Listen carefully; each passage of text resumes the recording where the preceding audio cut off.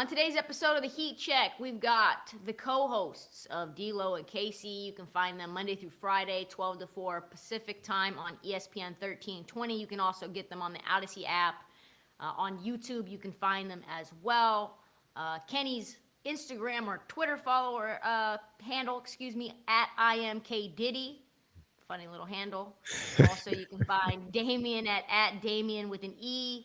Damien Barling. You can find him on Twitter as well. You guys are my Kings insiders. Probably like one of the few guys on the what you would call like the radio beat. Like you talk to the guys on what is it, 980 or whatever it is. Was it 920? You know what I'm talking about, the San Francisco station. Oh, no, talk to the crew at 95.7. 95.7. They are delusional. Like absolutely delusional all the time. What is it like that? They've got like the sports bar, whatever it is. I forget what their thing is. The morning roast. Those are my guys. Shout out Joe. Yeah, the morning roast. Love them. They're phenomenal, but they are absolutely delusional. They think Wiseman is the next like great, despite him having setback after setback after setback.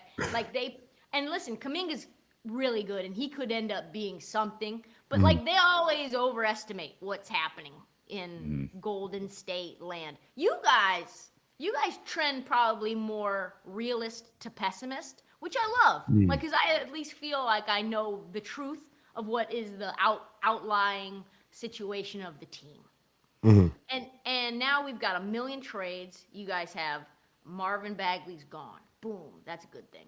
Buddy Hield's gone. That's a good thing. Great thing. Tristan Thompson's gone. Boom, that's a good thing. TT's gone. You got Dante in. That's a good thing. White Dante. Tyrese Halliburton gone.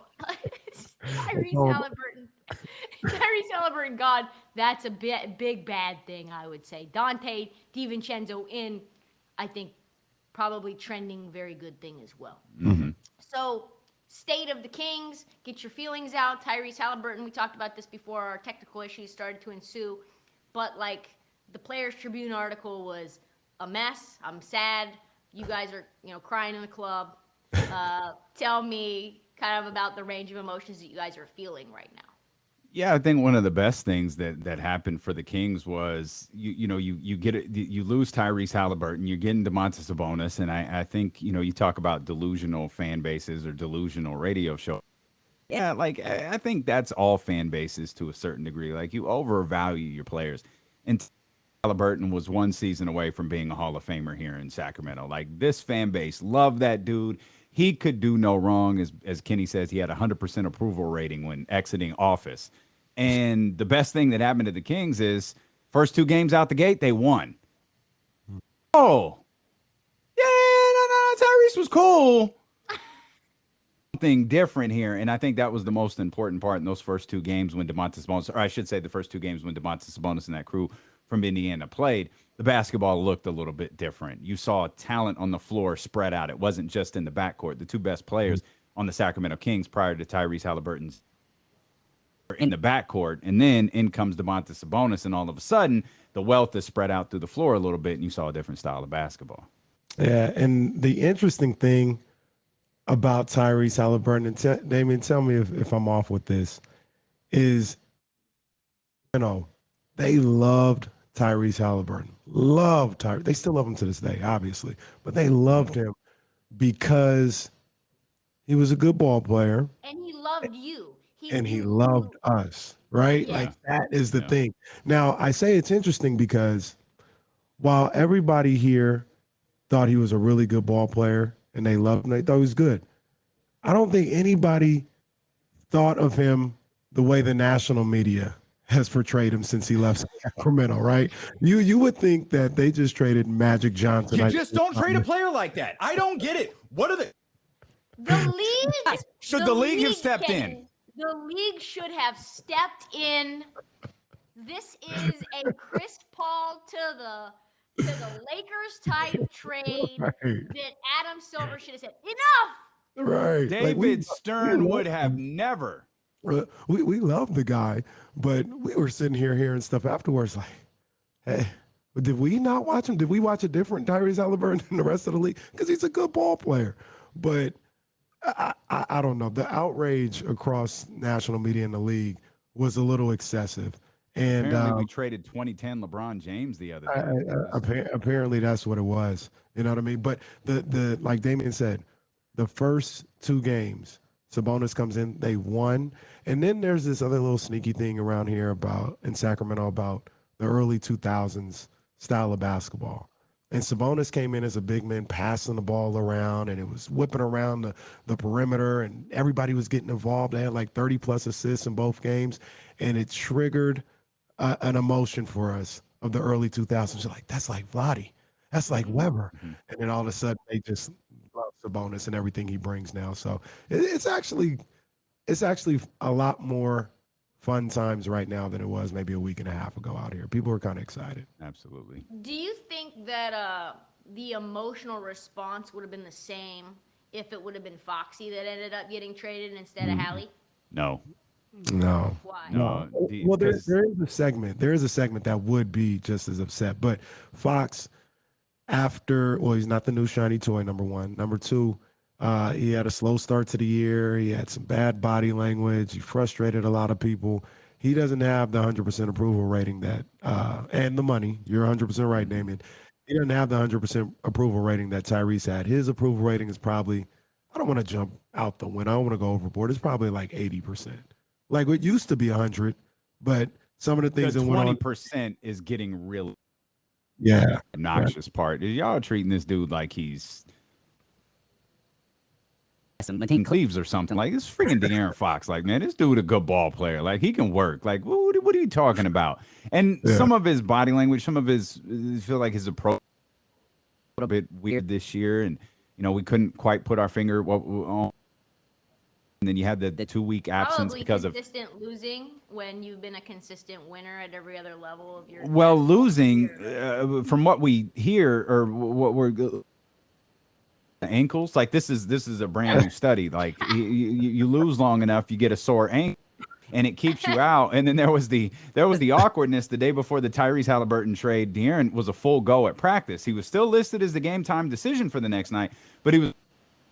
So you wake up the next day, Tyrese Halliburton gets traded, and all of a sudden we're looking around like it's going to be weird when De'Aaron just returns to the lineup out of nowhere, right? And so we learned through some social media interactions as the day went along, yeah, De'Aaron's coming back tonight, and it's going to be awkward. And he came back, and he was smiling, and he was running up and down the floor, played 35 minutes.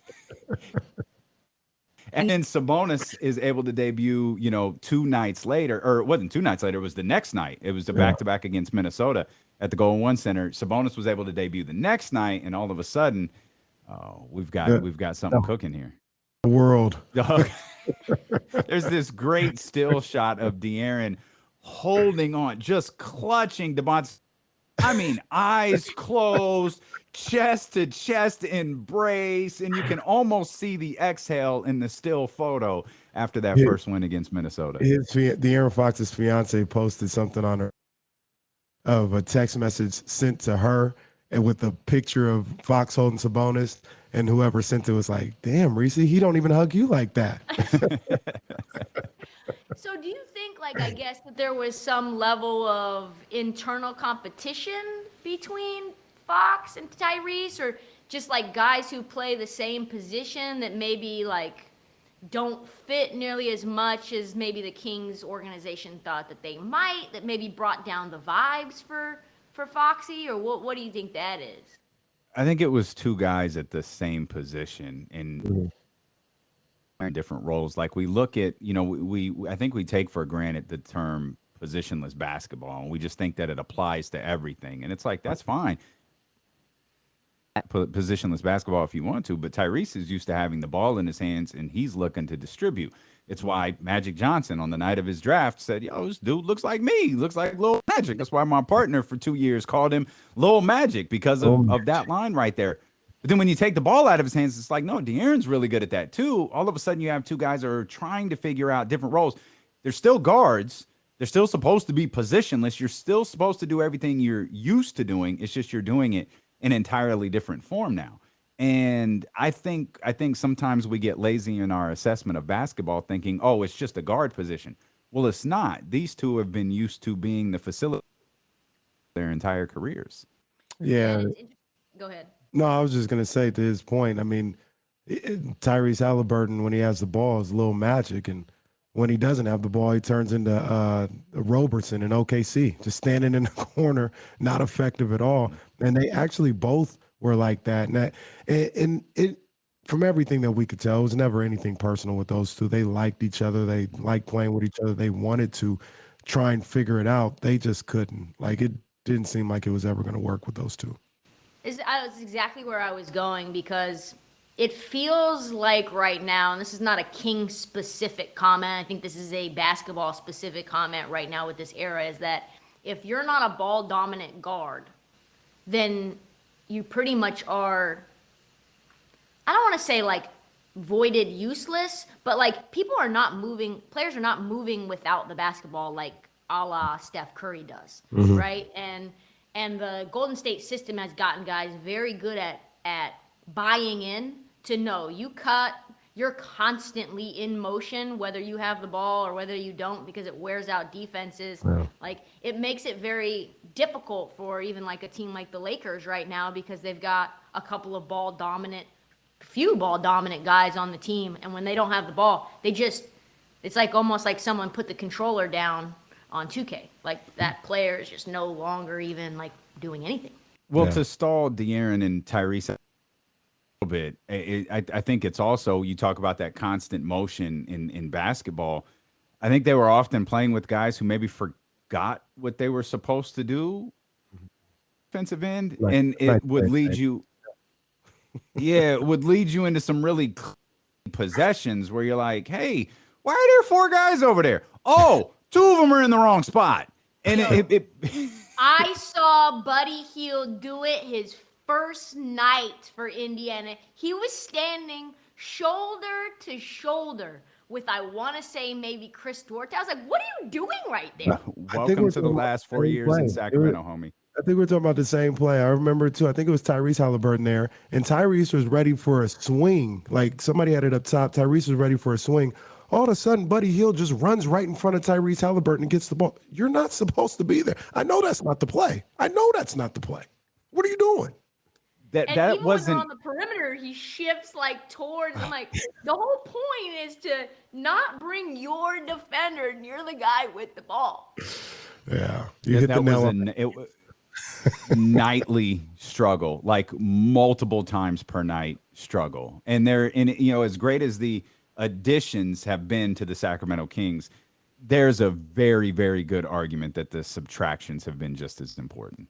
Do you think that the Kings, just back to that point about Fox versus Halliburton, do you feel like the Kings value Fox more than they did Halliburton, or was it just the only way that the deal got done? Because I saw a lot of stuff like on Hoop Site saying that the Kings weren't interested in trading Fox, but I also heard that other teams were more interested in team-friendly deals.